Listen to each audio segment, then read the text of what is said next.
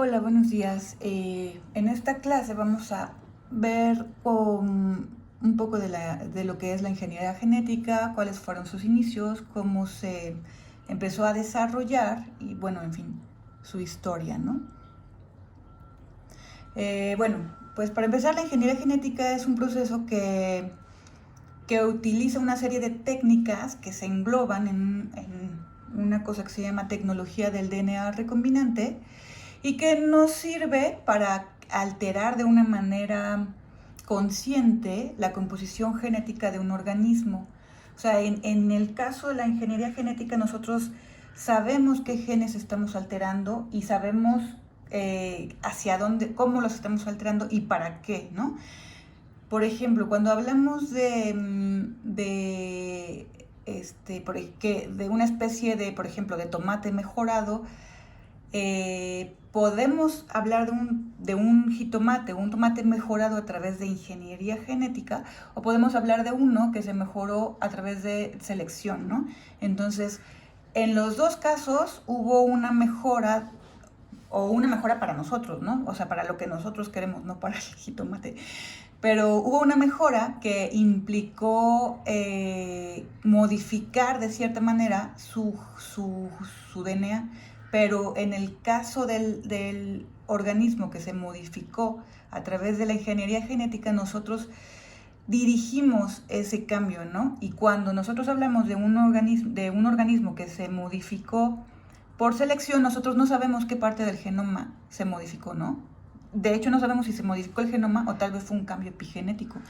Pero sabemos que se puede también modificar por selección o por cruzas, ¿no?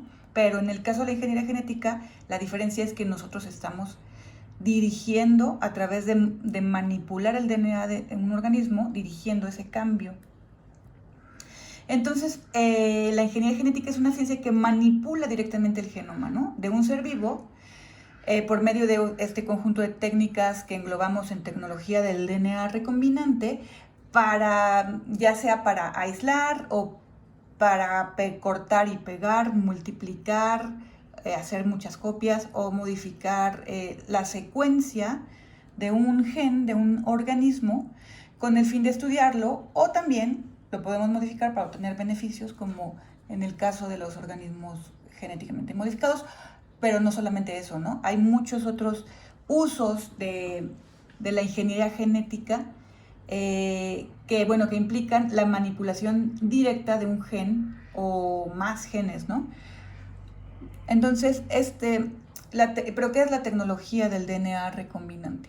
Bueno, es la técnica que utiliza enzimas que una serie de organismos tienen de forma natural, pero que nosotros ahora conocemos y que podemos utilizarlas para modificar el DNA, ¿no?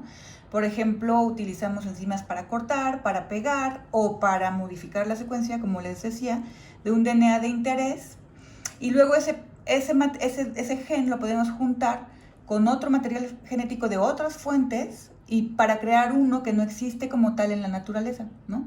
Y a estas secuencias que modificamos, que cortamos, que pegamos, que añadimos a otras, le llamamos DNA recombinante, ¿no? Aquí es como una representación, obviamente no lo hacemos con pinzas, pero esa es la idea, ¿no?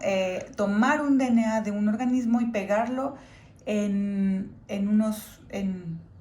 unirlo con otros trozos de DNA que pueden ser del mismo organismo o de otros, y luego mandarlo a otro organismo, ¿no? Las secuencias de DNA recombinante se pueden colocar en vehículos llamados plásmidos, que vamos a tener una clase también sobre vectores, que transportan el DNA recombinante hacia una célula que lo va a hospedar, una célula hospedera, para ser copiado y expresado para diferentes fines, ¿no?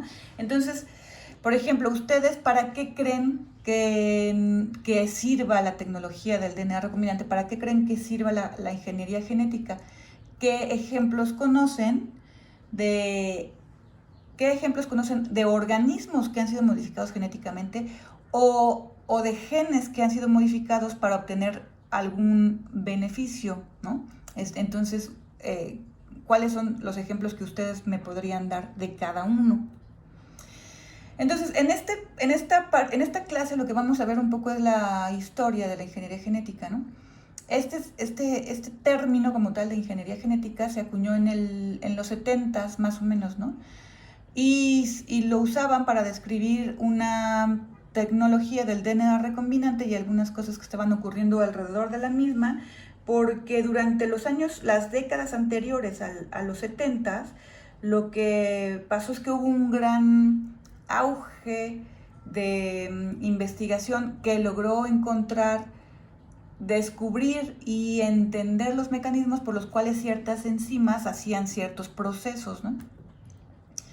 Entonces, la tecnología del DNA recombinante comenzó con cosas muy simples, como clonar unos pequeños trozos de DNA y poner de bacterias o de fagos, o sea, de organismos muy simples, y meterlos a otras bacterias para expresarlos, ¿no? Para hacer cultivos de bacterias.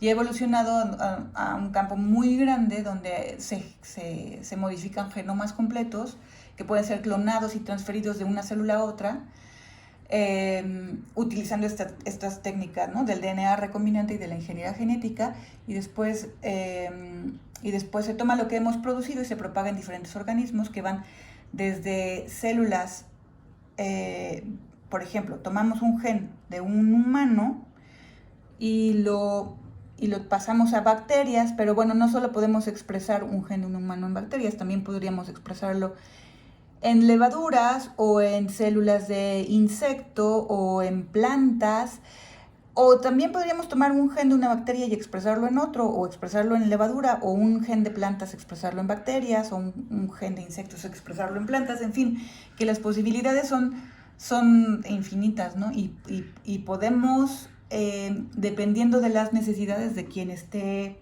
haciendo el experimento y de su objetivo, es lo que podemos hacer, ¿no? O sea, dónde vamos a sacar el DNA y a dónde lo vamos a poner, ¿no?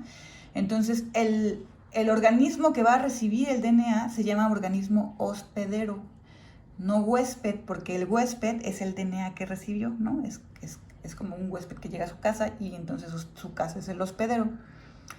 Esto se los digo porque muchas veces se confunden y dicen que el organismo es el huésped, pero no, el organismo es el hospedero. Entonces, bueno, la investigación científica básica, y se los pongo entre comillas porque bueno, se utiliza mucho esto de ciencia básica y ciencia aplicada, y de hecho la ingeniería genética y la tecnología del DNA recombinante se han usado mucho en la llamada investigación, y otra vez entre comillas aplicada, pero la investigación que fue básica, que lo que quería era comprender ciertos procesos celulares como la replicación, o cómo es que se traducen las proteínas, o cómo es que funciona los tRNAs, en fin, todas estas preguntas que la gente tenía de cómo funcionan tal cosa. Fue crucial porque al estudiarlo y comprender los mecanismos encontramos muchas herramientas que después vimos que son necesarias para el desarrollo de la ingeniería genética, ¿no?